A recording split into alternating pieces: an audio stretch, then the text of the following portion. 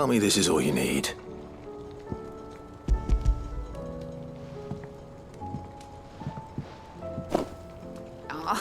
You make it sound like I asked you to save the world or something. Tell me this is all you need. It's most of what I need. After you left, I went over the figures again, and I realised I'd forgotten a 1 and a 0. And a cogwheel.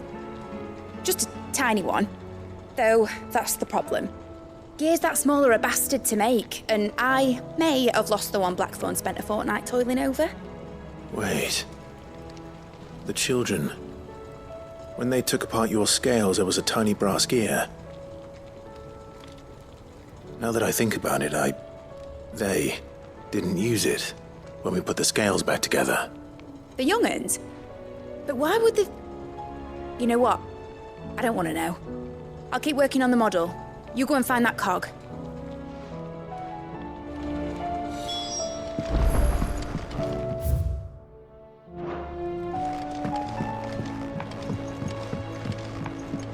Has Midadol mentioned a new project yet? Sid! Is Mid still hiding from us? She wasn't hiding. She's fine. She's just busy working on her next project. A new invention? What is it? What is it? Is it an airship? I bet it's an airship! Do you think she'll let us help? That just so happens to be why I'm here. She needs something special, something only you three can provide. A brass gear. A tiny one. One that might fit on, say, a set of scales? Oh, the one you forgot! We remember! We saved it, just in case. It's in the bag of bits. Since your lesson, we've been disassembling, then reassembling everything we can find. All the pieces that are left over, we keep under our beds, just in case. That's good to know. Look! I found it!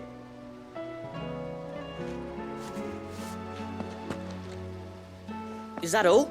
Just the gear? We have more parts if Mid needs them. That's all for now. But I'll let Mid know about your hoard.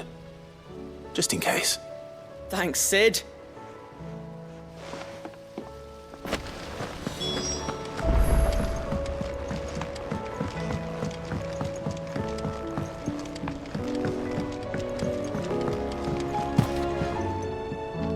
Well, did they have it?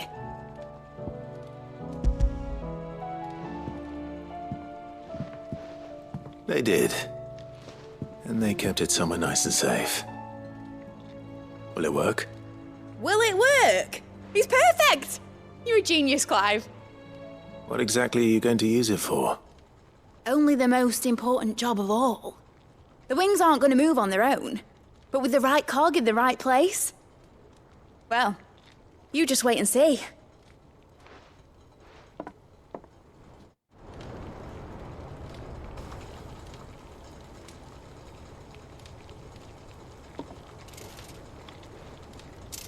That should do it.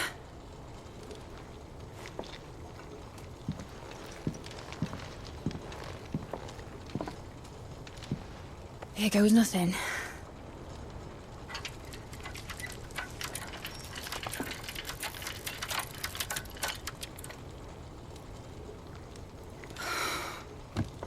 Titan's tits. It wasn't supposed to fly, was it? Of course it was supposed to fly. Wouldn't be much of an airship if it didn't. Honestly, these bloody engines are driving me mad.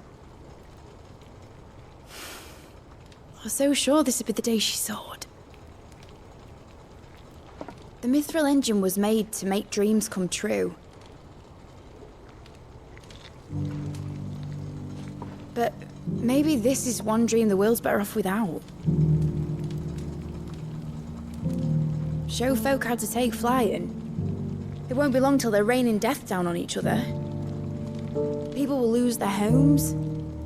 Children, their mums and their dads. Like I lost mine. I'm sorry. So am I, Clive. So am I. Sorry that I have to choose. Do I follow my head, or do I follow my heart?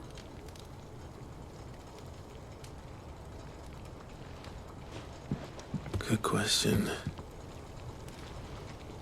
The first time I stood on the deck of your ship, felt the wind in my hair. It was like I was flying.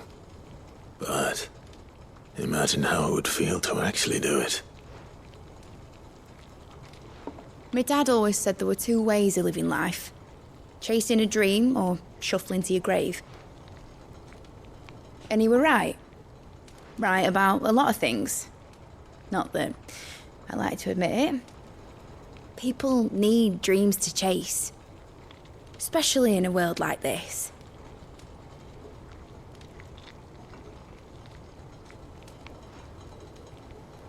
Right. When this is over, I'm gonna take all my mithril engines to Zemeckis and sling them over the edge. I won't have my dream end up turning into someone else's nightmare. But all that hard work... All that hard work will not be used for war, Jamie. But it isn't like it'll be gone. Tell me, Clive, have you ever been on a treasure hunt? Not since Joshua and I were boys.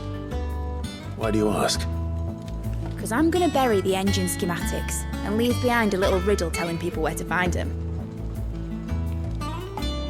A really hard one, so that only the most dedicated dreamers will ever be able to work it out.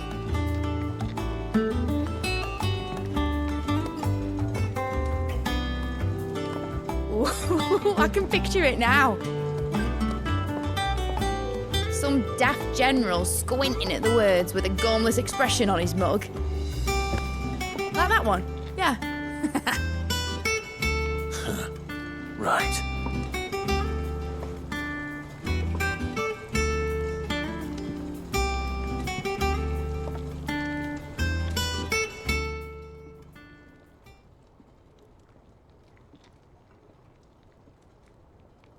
Of course, if I'm putting this engine at the end of a treasure hunt, I'll still need to make it a treasure worth hunting for. Won't be much of a prize if it couldn't even make a toy boat fly after all. My dad always said, dream big. But it ain't the size of a dream that's important, is it, Clive? Only that it's a good one. And I reckon I've got a fair few good uns left in me. I'm sure you do.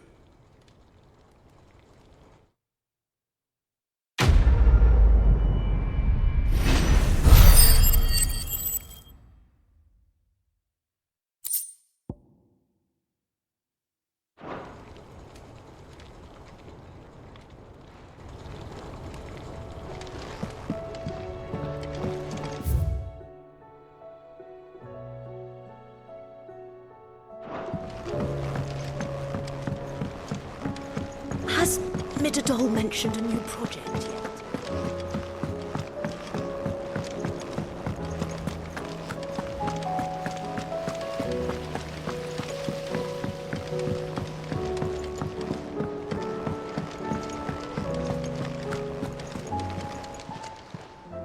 How may I help you today, Clive? Is everything we've received and everything promised? You earned this. Best of luck out there, Sid.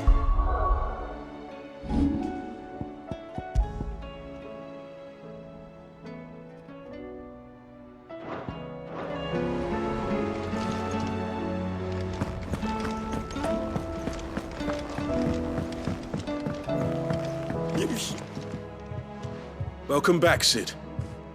Welcome back, Sid. Yes. Welcome back. Trip wasn't too much of a pain in the arse, I hope. Truth be told, it was me who suggested roping you in to help with the trial. But from what I hear, things didn't go quite as planned. No, they most certainly did not.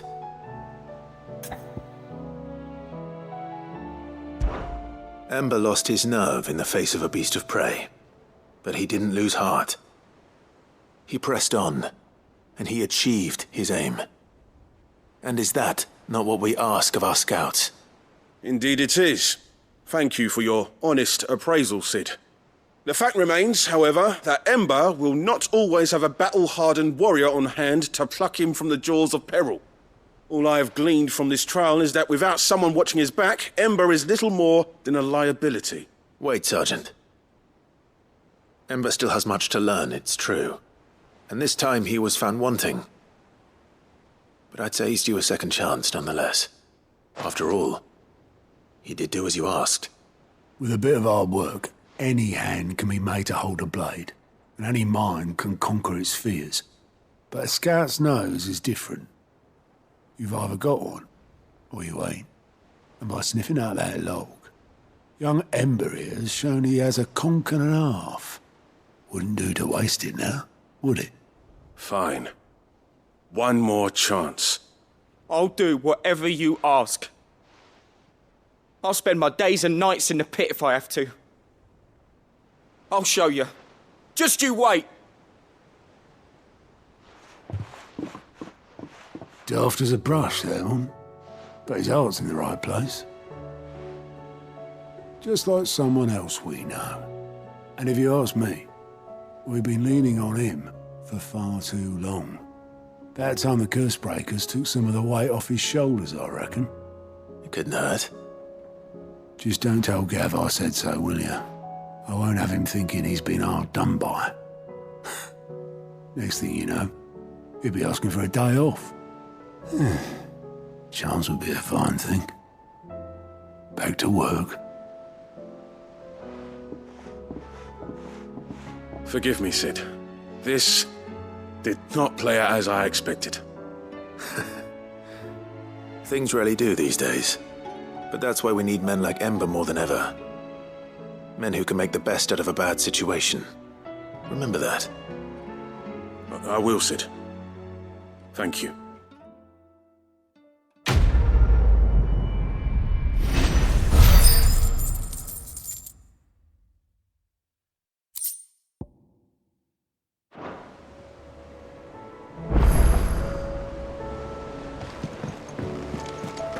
There's something about it. Uncle, I bring good news. The Field Marshal has agreed to your plan. Ha! Of course he has. I didn't doubt you for a moment, dear boy. Rutherford is accompanying him back to your manor in Porter's Alder as we speak. They will await your return there. As will one other. One other? Who, exactly? Lord Havel was concerned that even if he could get the realm's armies to agree to an accord, he might not be as successful in convincing those with political power. He asked if I might have a solution, and I suggested a certain Imperial Lord Magistrate turned Liberator. One of your co-conspirators? Master Quinton would probably call me one of his, but yes. Another outlaw, then. Just the thing we need to put these rotten politicos in their places. Good thinking, Clive. I'm glad you approve. The more the merrier, eh? Uncle, assuming Havel and Quinton can solve our problem with the armies, you still haven't mentioned how we might manage the grain shortages. Oh, don't you worry, my boy. The 7 high houses will be seeing to that. They have all agreed to make the most generous of donations. Oh, of course, it did take a little persuasion, but luckily I had some unexpected help. From who? Why, you, my boy. Rumor has it that you rescued the Lady Ariane's head steward Rockford from a horde of bloodthirsty bandits. It was more of a handful. Well, the old battle axe was so pleased. She had a shipload of talents delivered to my private docks by the next new moon. And when the other houses saw the parsimonious old crone's purse strings finally loosen, they as good as tripped over themselves in the rush to follow suit. I'm happy to hear it. Now, I must be getting back to the manor. Join us there at your earliest convenience, would you? Of course, Uncle.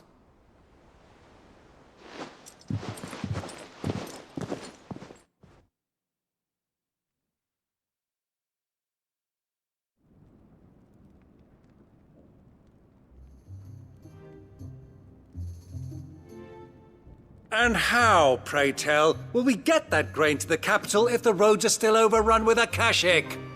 You'll find another bloody road. I only have so many men, and I'm not about to send them headlong into an ether flood. That is, unless you'd have them turn as well. Well, I'd certainly eat less. Says the man with a belly bigger than a band of curls. My soldiers actually need their rations. Without any food to keep them going, they'll be dead even before you've sent them on your fool's errand. If I may, gentlemen, perhaps I might suggest an alternative approach.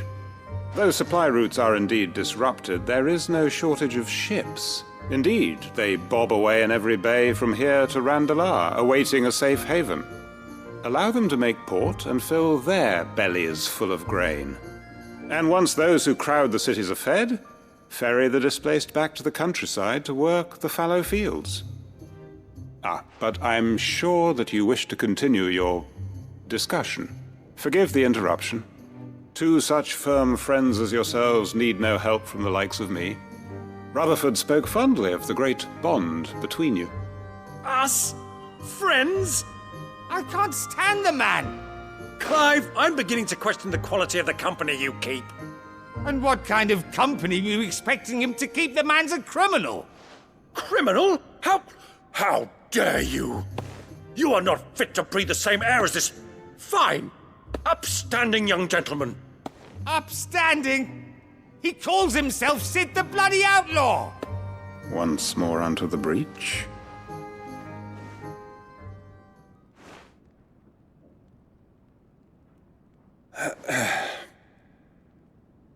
Shall we begin again?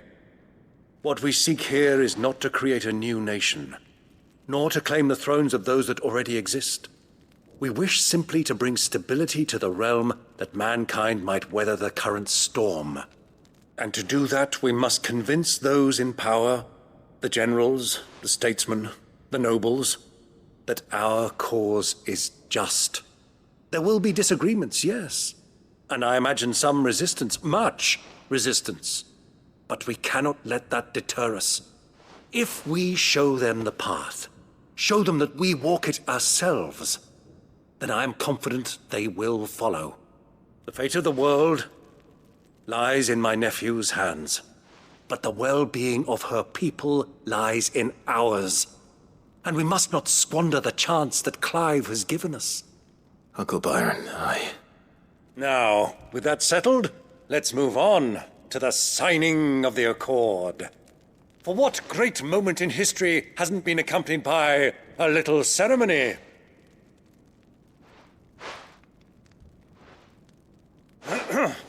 Citizens of Valisthea, I present to you the Triunity. Rutherford, Mike Will.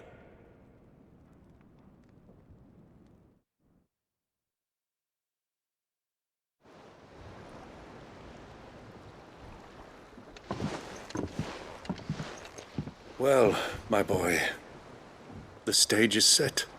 That it is. This is the role you were born for. Now I ask only that you trust in the talents of your supporting cast. We shall play our parts to the best of our abilities, that you might have the opportunity to shine. The realm needs its Sir Crandall, and there is no better Crandall than you, Clive. I want you to keep this signed accord as proof of our faith in you. I will. Thank you, Uncle.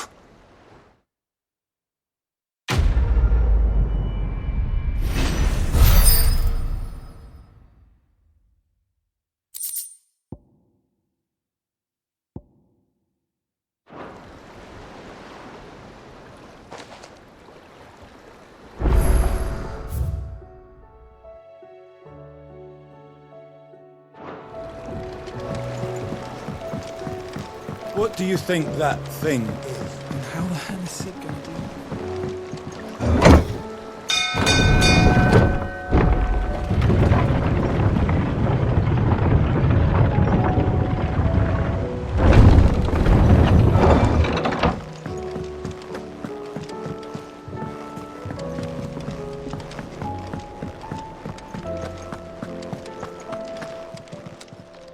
Still alive, are you?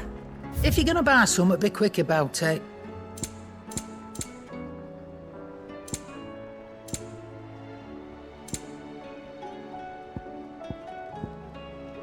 Maybe next time, eh? It'd better all be here. Is that all?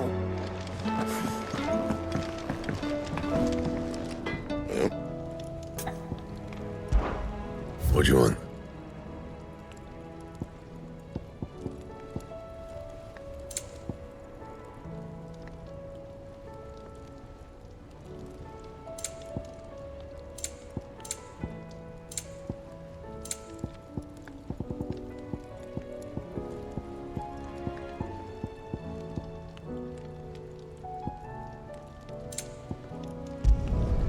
No scratches, all right?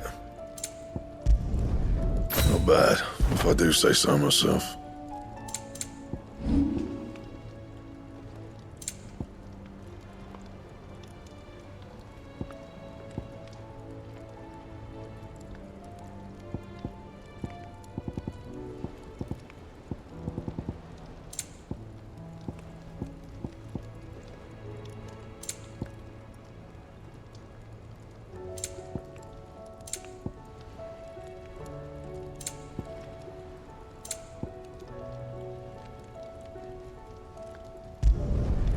My best work, but it'll do.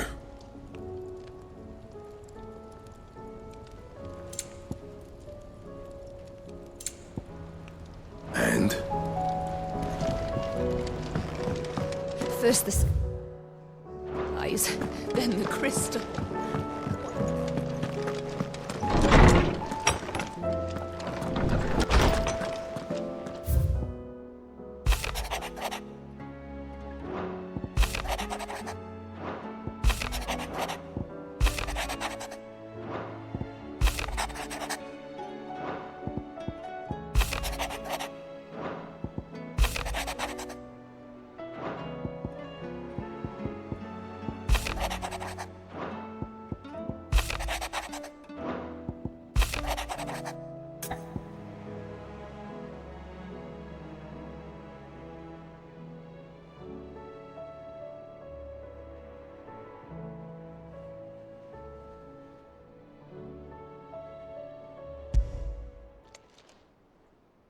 If Joshua's worried about Jill, I should go and speak with him.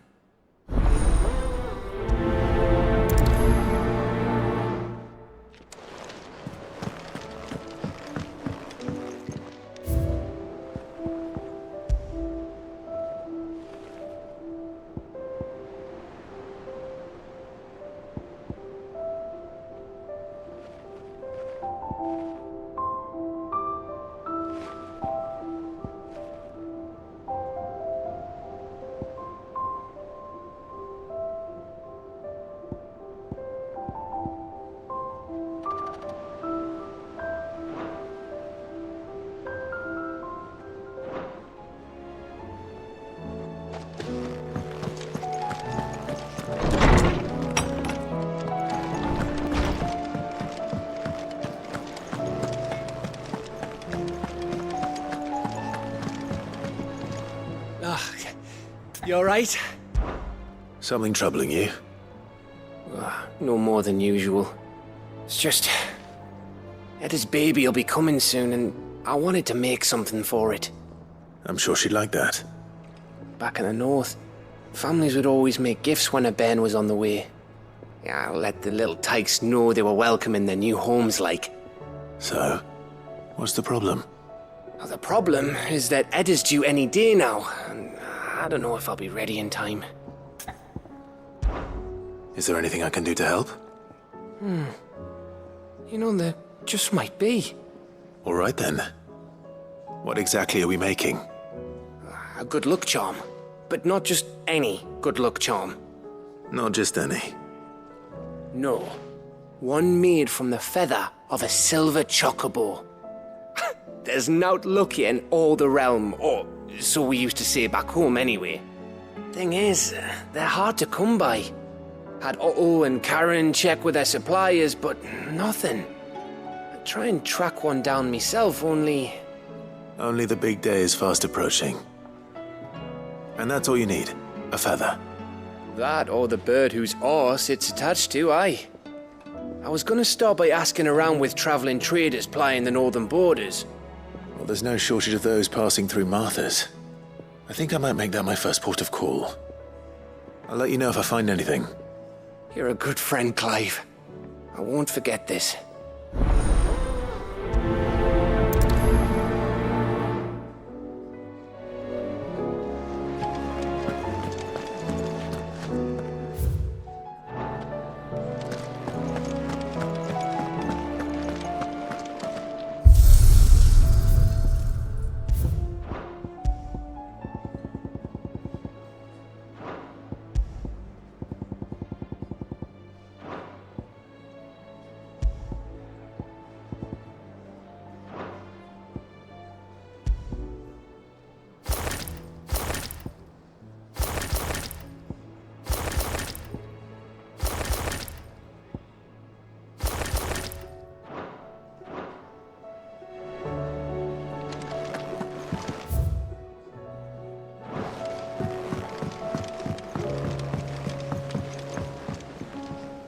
Joshua, I read your message.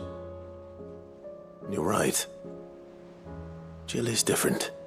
I don't think I'd realized how different, but since we returned from Drake's spine, I've felt it more and more. I suppose it's not hard to imagine why. She doesn't think she belongs anymore. And that's why we need to remind her she is still one of us. To let her know that we still need her.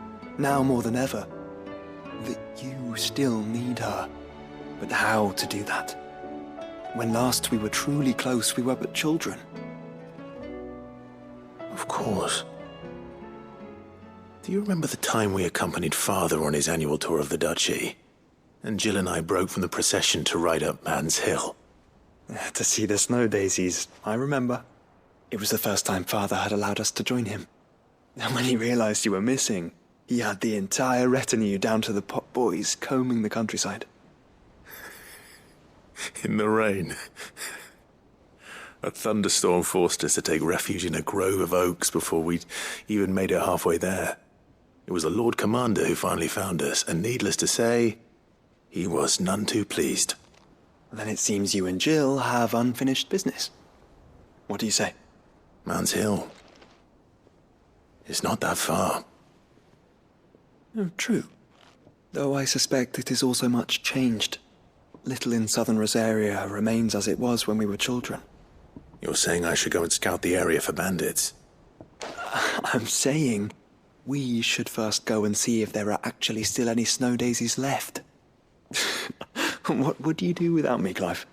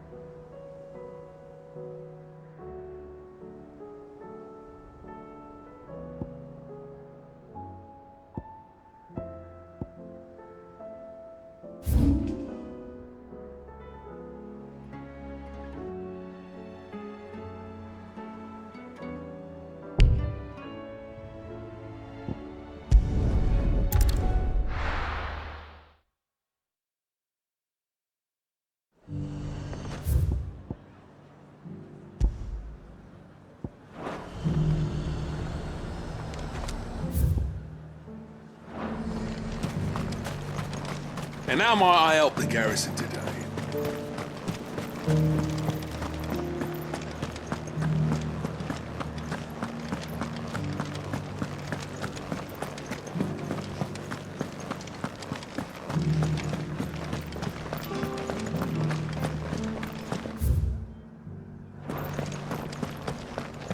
Haven't seen any of those beastly blue.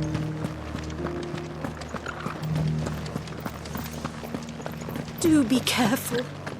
I will.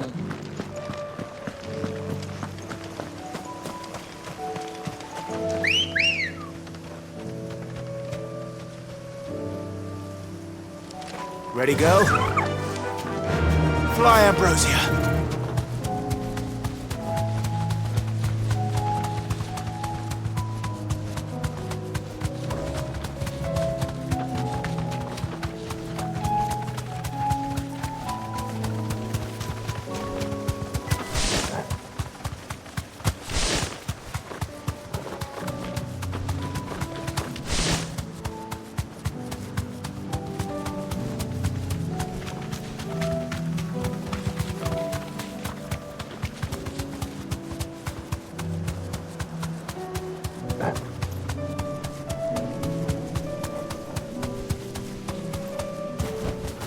Straight home now.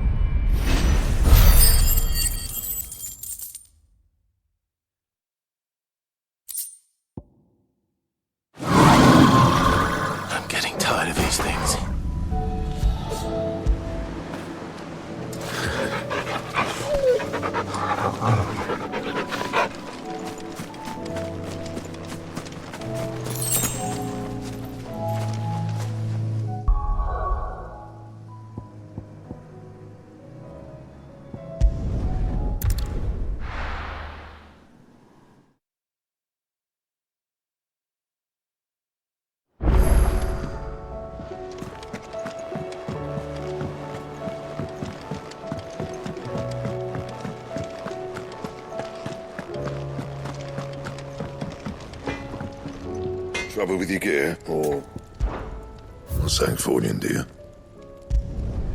No scratches, all right?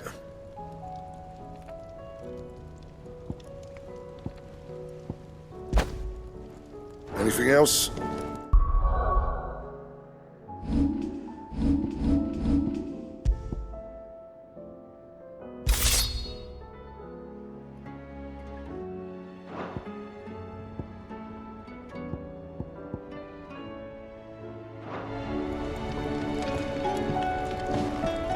What do I owe the honour?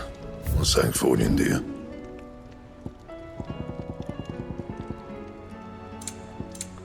That it? Fine.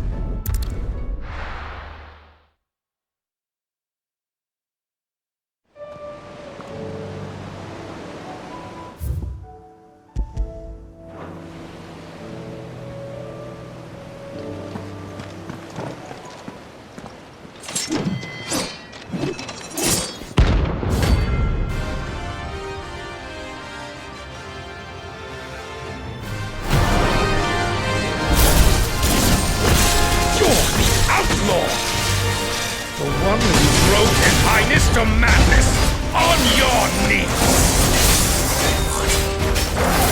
He has heard. Doesn't look like he's willing to listen.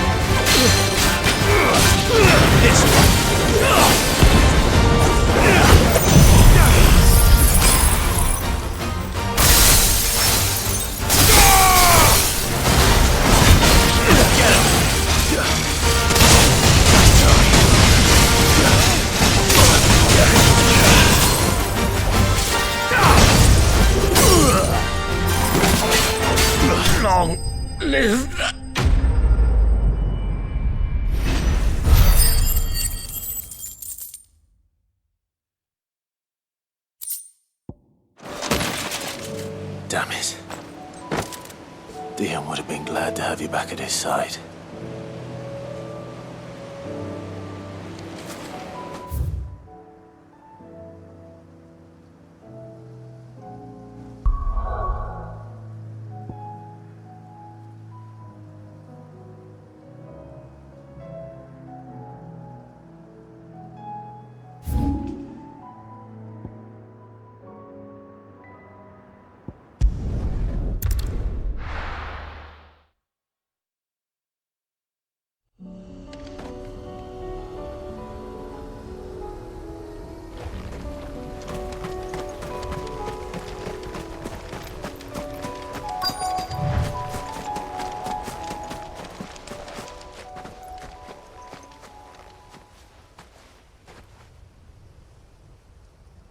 This is the place, but... I'm sorry, Clive.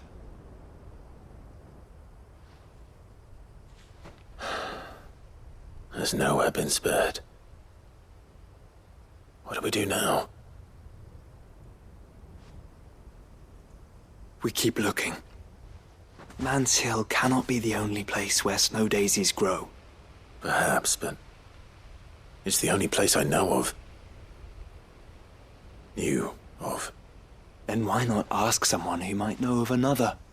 Someone in the backyard? To the hideaway, then.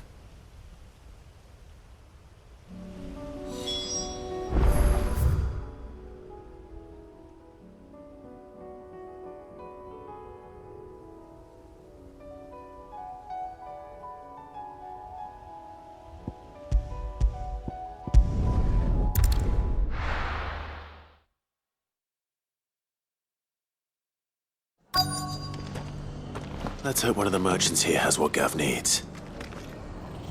Excuse me. I'm looking for something. Oh, well, then I'm your man. A silver chocobo feather. Oh, or maybe not. Though you're not the first to mention the bird around here. There was a man stopped by the rest not long ago claiming he was attacked by a silver chocobo near some gutted hovel not far from Eastpool. Most took him for a braggart and a liar, but who knows? Perhaps there was some truth to his tale. We'll see. Thank you.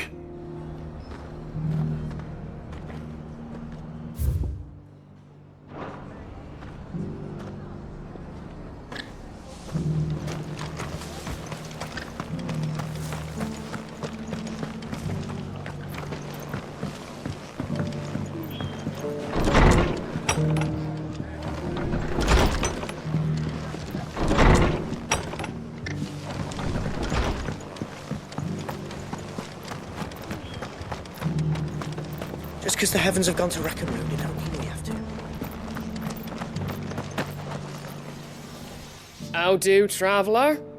You've the look of a man who could do with a new whetstone. Or perhaps a bawdy etching of the Vicerine. Maybe another time. I'm looking for a silver chocobo feather. If that's the case, rumours are all you're likely to find. No one has seen a silver chocobo for years. Word is they were all hunted for their feathers. Some northern nonsense about bringing good luck. Didn't bring them much, nor their bows. If any are still out there, I reckon they'll be doing their damnedest not to be discovered. You're probably right. Thank you anyway.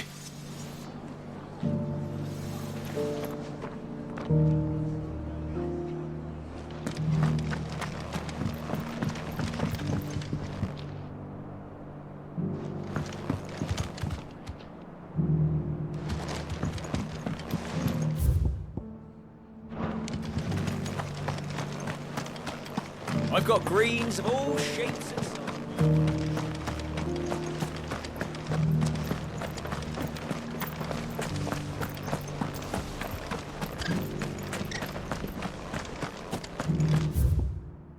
I'll build a barricade so sturdy, even a bandicoot. Can I help you with summit? You wouldn't happen to sell silver chocobo feathers, would you? I deal in fruit, not fancies. But if it's fancies you're after, I suggest you try Rhiannon's ride. Was a silver chocobo seen there? Oh, yes. If you believe the ravings of a madman. It wouldn't be the first time. A silver chocobo sighted in the hills near Rhiannon's Ride. It sounds almost too good to be true. But since I'm already here...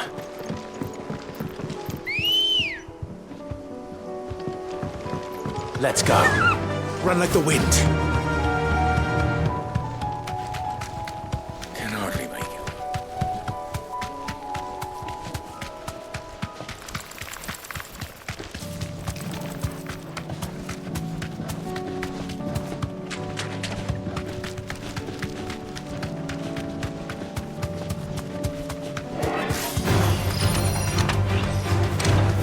Straight home now. Over here! Attack! Vocal!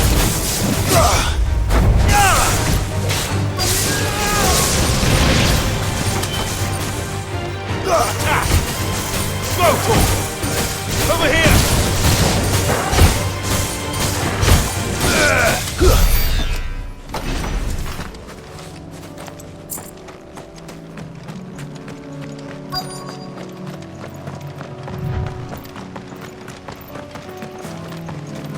Tracks. They're not left by bandits for a change.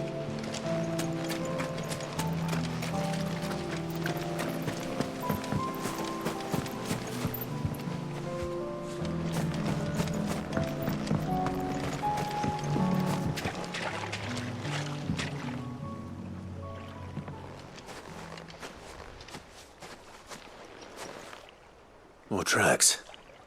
And these look fresh. The Chocobo was here. And recently. Perhaps it still is.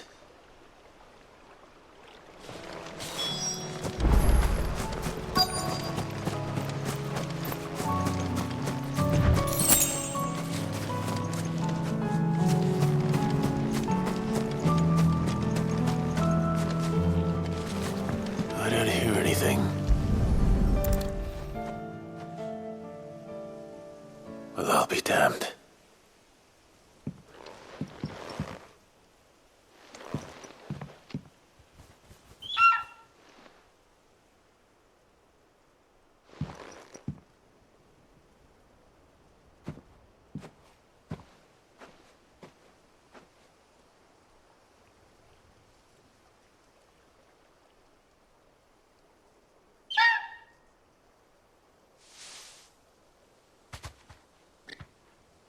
It's all right.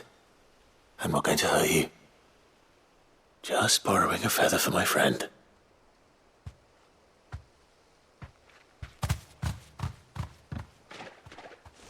Thank you. Let's get this back to Gav before they change their minds.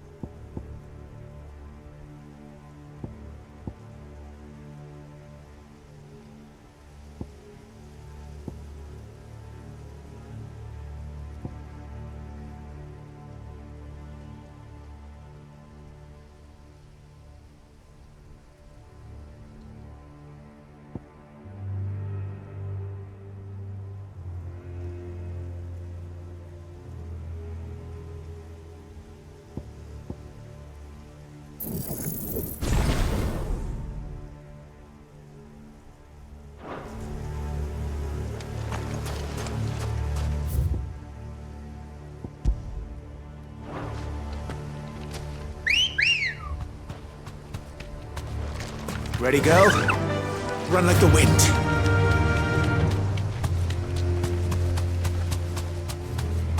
You deserve a rest.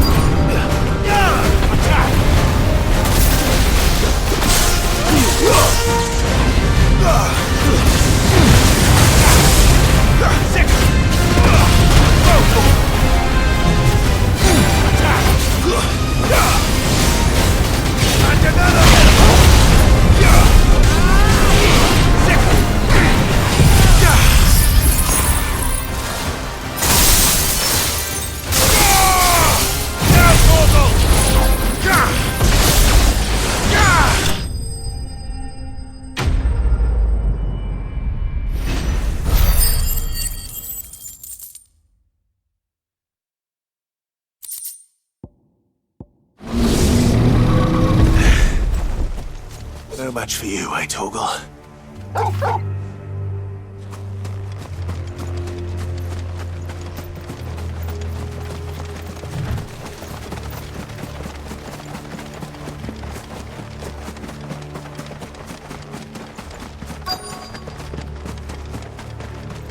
The entire village looks abandoned. Now, which house would a bookworm live in?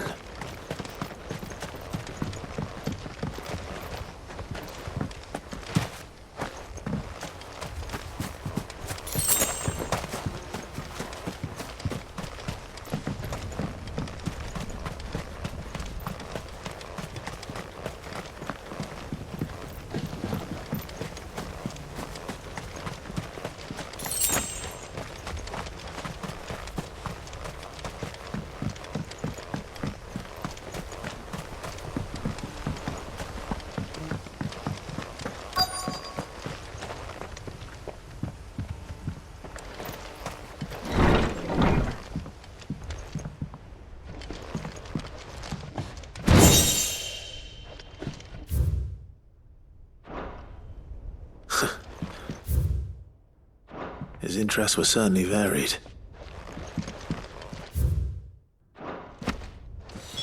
This is it. But if what it says is true, I need to get this back to the hideaway.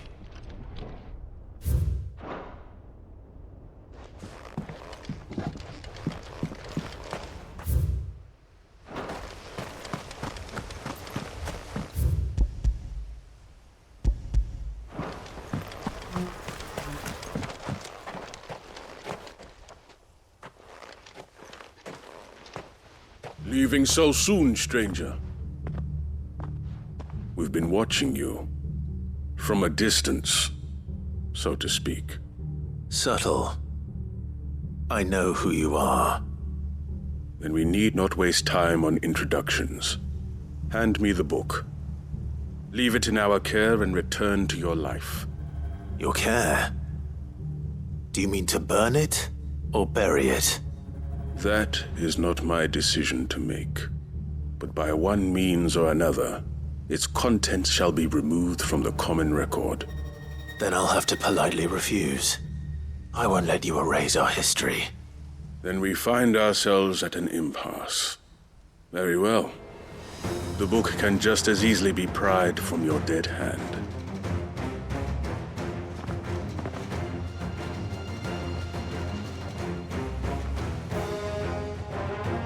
Let's see, shall we?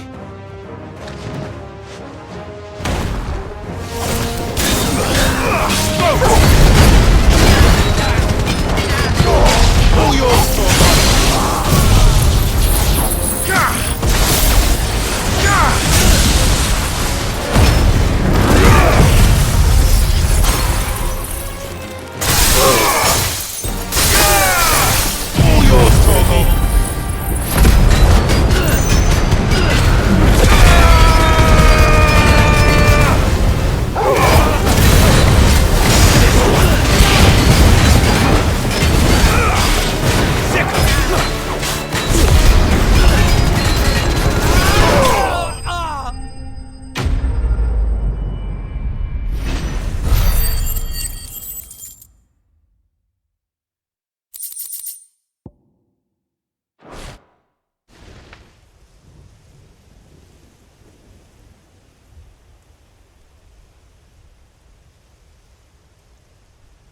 Impressive. But we have other means. We shall claim the book yet. Why do you want it so badly anyway? It lays out in no uncertain terms the vanity and avarice of mankind. It tells the shameful history of the persecution and oppression of a gifted few by a giftless many. Would you say that this interpretation was correct? I don't know. You don't know. Your sword may be sharp, but your wits are dull. So let me answer for you. There is no correct interpretation of history. That a series of events took place may be proved beyond a doubt. But there can be no single, immutable explanation as to why they came to pass. It is a question of numbers and of belief. If enough people believe that a set of events occurred for a reason, that belief becomes the truth. So you're trying to control the truth? We are trying to protect people from themselves, from knowledge that would bring them naught but pain. That is all. You may keep the book, for now. The world is small. We shall meet again. Until then. Wait! Damn it. Let's get this back to Vivian. Perhaps she can explain what that was all about.